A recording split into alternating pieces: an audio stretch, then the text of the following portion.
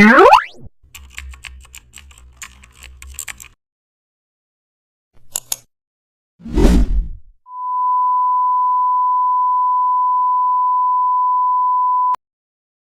back to the channel. Don't forget to like, share and subscribe for more updates.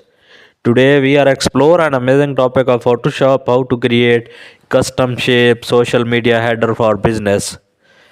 Start with a 1:3 ratio canvas, then add a darker rectangular shape as the base.